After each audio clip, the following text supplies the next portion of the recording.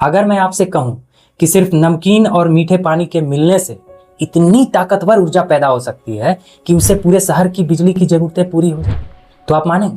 सुनकर अजीब लगता है ना, लेकिन यही है ऑस्मोटिक पावर सिस्टम की जादुई दुनिया। असल में होता क्या है, जब नदी का मीठा पानी और समुद्र का नमकीन पानी आपस में मिलता है तो दोनों के बीच नमक की मात्रा का एक बड़ा अंतर होता है। इसी अंतर को वैज्ञानिक ऑस्मोटिक प्रेशर कहते हैं।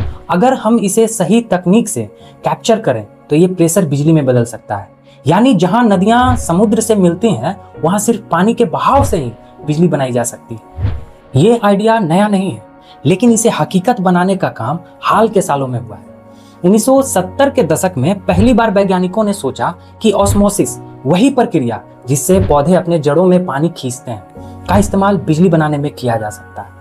2009 में नॉर्वे की कंपनी स्टैटक्राफ्ट ने दुनिया का पहला प्रोटोटाइप ऑस्मोटिक पावर प्लांट बनाया।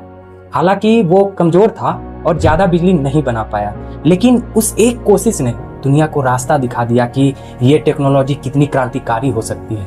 आप जानते हैं कि ये काम कैसे करता है? इसके दो तरीके हैं। एक को कहते हैं PRO यानी प्रेशर रिटार्डेड ऑस्मोसिस, और दूसरे को RED यानी रिवर्स इलेक्ट्रोड डायलिसिस।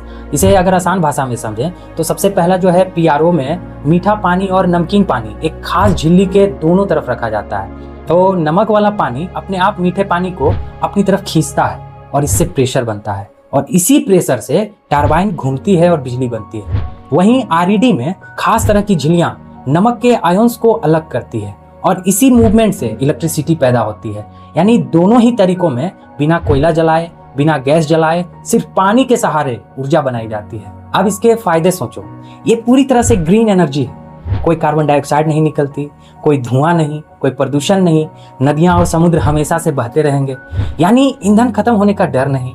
और मजे की बात यह कि जहां जहां नदियां समुद्र से मिलती हैं, यानी डेल्टा और तटीय इलाके, वहां ये पावर प्लांट्स लगाए जा सकते हैं।